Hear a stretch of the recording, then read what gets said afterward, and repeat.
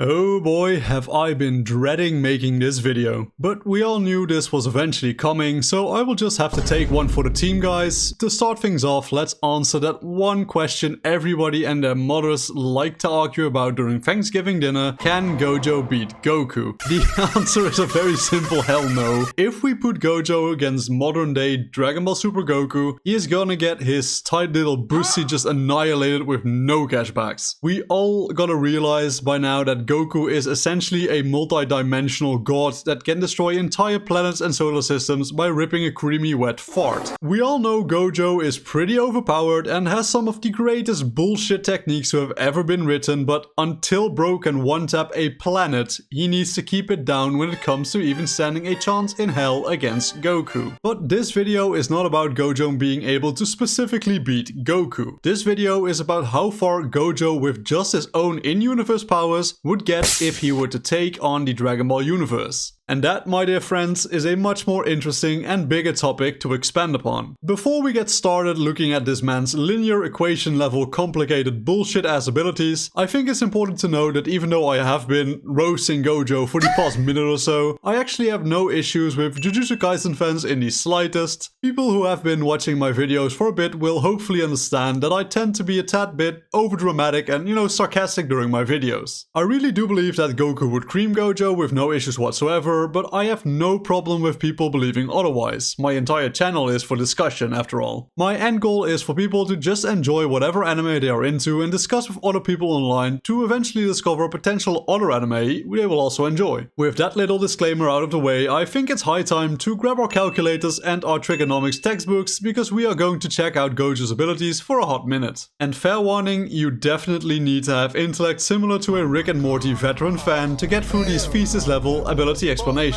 Starting off easy, we will just go over the fact that Gojo is a strong ass dude. He is an expert in hand-to-hand combat. We can clearly see this from when he whooped Jogo and Hanami's asses to the moon and back, and him being better at hand-to-hand combat than even Sukuna. It's very safe to say he is no slouch when it comes to, jumping people. Even if you were to remove the martial arts portion of his kit, this man is still a freak of nature with how strong he actually is. To give you an example or an idea of how strong this dude actually is, this albino looking dude straight up just ripped Jogo's fucking head off. Putting aside how psycho that is, just imagine the raw amount of girth you need to rip someone's head straight off of their fucking body. You need some girthy ass veiny arms to do that. He has never ever skipped, just a day for damn sure. Like, this man has worked out every day. He's on that Saitama grind. Gojo is also fast as fuck, boy. He can move faster than the eye can perceive, but let's be real here for 1 second. Even Mr. Satan was able to move faster than the human eye could perceive at one time when there was an intruder in his house. So yeah, obviously he is way faster than Hercule could ever dream to be, but my point is more so that speed in the Dragon Ball universe is not really something overly special. Like, I'm pretty sure that by the time the Saiyan saga arrived, literally everyone could move faster than light. Like, it wasn't really that special anymore, but it's worth mentioning because it will come in handy. One thing that I will give Gojo though is that he is incredibly durable. Truck-kun would not be able to isekai my man. Instead, we would get I was tasked with sending people to another world but failed and was instead summoned to another world as a delivery truck to transport the hero party to the Demon King's castle, a complete new light novel anime adaptation. Gojo survived the following fun events. He survived getting stabbed in the chest, he survived being impaled through his throat, and he survived getting slashed countless times by Sukuna and recovered that stuff just like it was a bad hangover of sorts. But we were originally here to talk about the interesting funny techniques, so let's get talking about those now. Now, Gojo has the most cursed energy in the entire Jujutsu Kaisen universe, and while it is not a perfect analogy, you can think of cursed energy as Ki from Dragon Ball. They both serve the purpose of gauging, how strong an individual is in their respective universe. The first interesting technique Gojo uses, which I want to talk about with his cursed energy, is his Black Flash. He essentially punches someone and within 0.0000 whatever zeros 1 second of a physical hit, he creates a spatial distortion between his fist and his opponent, which turns his cursed energy black, resulting in about 2.5 times the power of a normal hit which would have landed. Now, if you do the mathematics by taking the power of an average normal punch from Gojo, multiplying it by 2.5 and taking into consideration the speed equation of 0.00001, it results in Gojo being able to punch you really hard with this technique. Gojo has inherited the Gojo family technique called Limitless. At its base level, the technique is best described as the ability to stop, due to how it seemingly stops things dead in their tracks, but the true nature of the ability is that it is infinitely slowing down their opponents. The base neutral form of Limitless is therefore also called Infinity, because you know, it infinitely slows the target down. To put it in more of a mathematical sense, let's say you walk towards me at a speed of 3 kilometers an hour. Yes, I use kilometers an hour because I am not a complete moron who thinks measuring speed and distance with feet and miles is a good idea. JK, I love my American viewers, please don't lynch me. But like I was saying, you approach me at 3 kilometers an hour. I use Infinity. You will keep slowing down to 2 kilometers an hour, then 1 kilometer an hour, then 0.1 kilometers an hour, you know, etc, etc. The result being you would never reach me due to you infinitely slowing down. The effect of Infinity is completely derived from the ancient story of Achilles and the tortoise. Another way to look at how this ability actually works is that you, the person approaching me,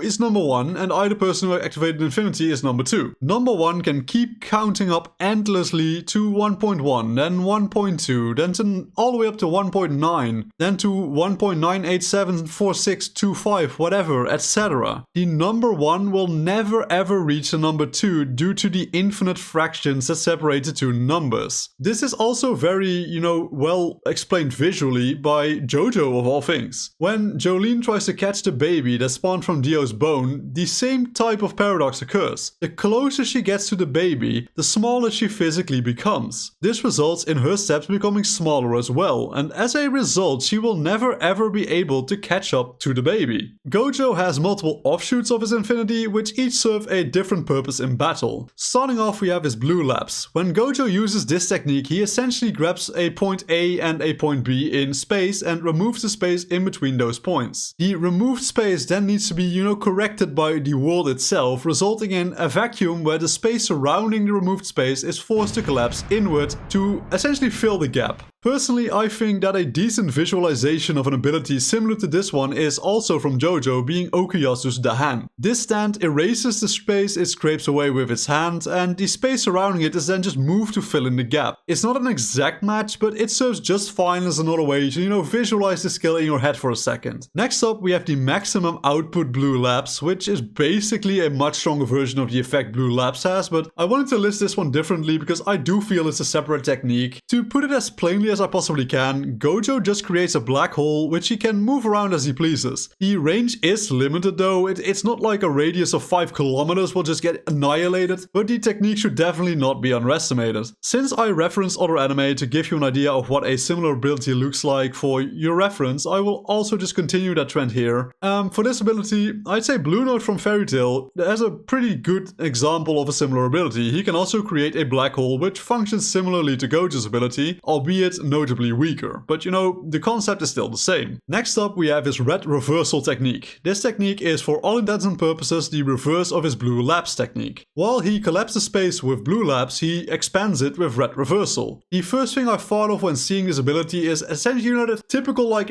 air yeet effect you see in horror movies where it goes like and just fucking knocks somebody back. Like, I'll find a clip to play in the background of this. You'll get what I mean when you see it. And lastly, for his big techniques, we have his hollow purple technique. He essentially collides his blue lapse and red reversal by using them at the same time, creating an imaginary mass that is launched at his enemies. Think of it like an unstoppable force meets an immovable object. The energy that is generating from the friction between these two things is launched at his enemies. It's important to note that all of these techniques are conjured through Gojo's immense curse power. His vast amounts of curse power allow for the usage of his immensely powerful techniques and things like healing injuries that would prove fatal to pretty much everyone else. Aside from his big boy infinity attacks, Gojo also has other techniques at his disposal, such as his curtain technique, which functions more or less as a barrier to keep uninvited guests out of specific areas he does not want them in. Most of his other techniques are specifically designed to counter the domain of other curse users, and since he will not encounter anyone else with curse powers in the Dragon Ball universe, these techniques are not really applicable for this video. Gojo himself will obviously have access to his own curse power for this video, so it's high time we talk about about is domain expansion. Gojo's domain is called the Unlimited Void. His domain overloads his target with endless amounts of stimuli and information, essentially stunlocking them for a set time. I will note that I was unable to find a reliable source online for how long Gojo can keep his domain active,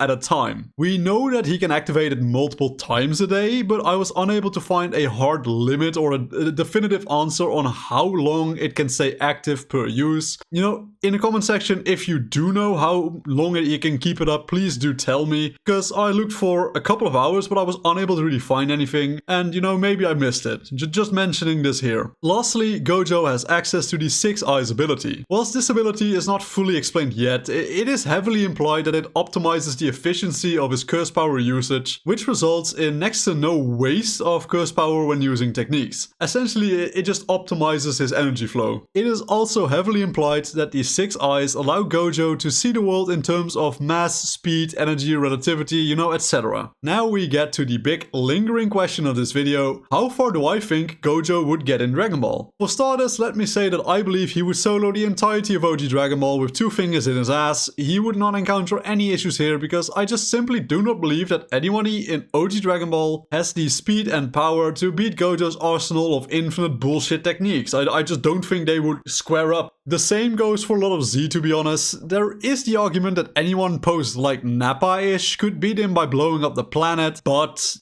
for most of these guys like Vegeta, Zarbon, Ginyu, etc., destroying the planet would effectively result in suicide since they can't breathe in outer space, so I doubt they would even take that route. There's also the scenario where these guys fire a Ki Blast at the Earth and Gojo utilizes his blue labs to take the Ki Blast and place it between point 1 and 2 and just erase it from space. One thing to note is that this would not really work on beams per se, since they are not really a solitary, flying entity, but even for beams he could just alter that trajectory with either maximum output blue labs where he directs the beam into a black hole, or red reversal where he can just push it away. If none of that works, he could always expand his domain and just stun the opponents, preventing them from ever firing an energy attack at all. Gojo's kit is very well suited for surviving even against opponents who are way stronger than him physically. The first possible loss I could personally see for Gojo is if he is on planet Namek and Frieza decides he wants to blow the planet up, so Frieza could fly up to outer space and launch a barrage of blasts towards the planet with the hope of Gojo simply not being able to stop all of them. This does require Frieza to be able to get away from Gojo and his domain expansion though, which is not an easy thing at all. If you ask me, I doubt Gojo would even let Frieza transform at all. He's not as forgiving as Goku is, but that's a whole different question. Frieza would not be able to just shrug off having a black hole spawned inside of his asshole. Like, it might sound weird, but I think Gojo is probably the worst matchup for Frieza we have had so far, and I mean that it's worse for Frieza. Pretty much every single one of his abilities is strong against a hothead like Frieza. With all of this, I think Gojo beats the Frieza saga pretty easily, even though I do believe, that anybody like post Frieza and whatever, that they're way stronger than Gojo. But, to be honest, I think Gojo makes it through the entirety of Z with not a lot of setbacks. The biggest setback would probably be Majin Buu, whose magic might prove to be troublesome, but the same logic of Gojo being able to avoid Ki Blasts and beams could also be applied to stuff like Majin Buu's Candy Beam, for example. I will mention that Babidi could potentially try to take Gojo over, but from what I have seen, Gojo is not exactly an evil guy. Yeah, he hates the management that's taken over and stuff for sure, but that does not make him evil. So I'm not entirely convinced that Babidi's mind control would even work to begin with. But instead of talking about every arc, I have handpicked 2 guys from Dragon Ball Super whom I believe could have a shot at defeating Gojo, aside from Goku obviously, since we all know by now I believe Goku could beat Gojo no problem. First off, we actually have Dispo. Dispo has shown that he can hear the minuscule muscle movements somebody makes when they use a technique, and he can move fast enough to intercept it, as shown by Dispo preventing Hit from using his time skip at all. I believe Dispo could stunlock Gojo by preventing him from ever using techniques this way. No matter how fast Gojo can pull out his ass pulls, I don't believe he's faster than anyone in Super, period. But just because a fighter in Super is faster or stronger does not mean that they can consistently prevent Gojo from pulling ass pulls. The difference here is that I believe Dispo absolutely could thanks to his unique hearing and speed. Next up, we have the aforementioned Hit. I believe Hit is the perfect counter for Gojo. Hit can skip time and nullify Gojo before he even has the chance to react. No matter how fast Gojo is or how many layers of plans he has, I firmly believe Hit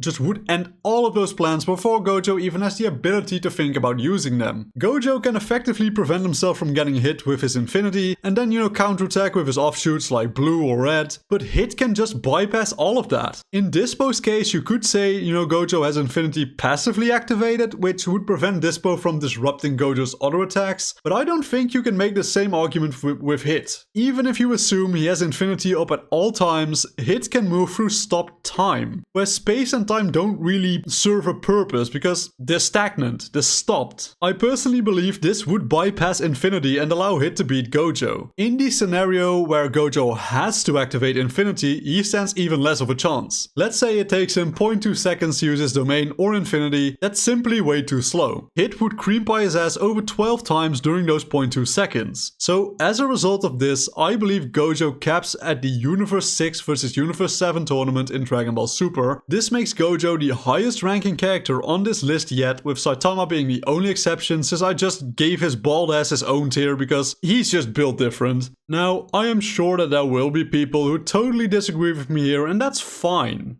Because, if you think I misjudged Gojo, just let me know. Do you think I placed him too high on the list? Do you think I underestimated him? Do you think I didn't give his ability enough credit? Let me know what your opinion on this is in the comment section down below, and we will have a friendly discussion about anime. If you enjoyed this video and want to see more similar content in the future, please subscribe and hit the bell icon to never miss another video ever again. If you want to support me in another way, I recently set up a channel membership option. It's only $5 a month, but please only spend your money on supporting me if you can actually miss it. Things are expensive enough already as things stand, and I don't want people to get monetary issues because they feel they want to support me. With that being said, thank you all so much for watching, and I will see you all in the next video. Peace out.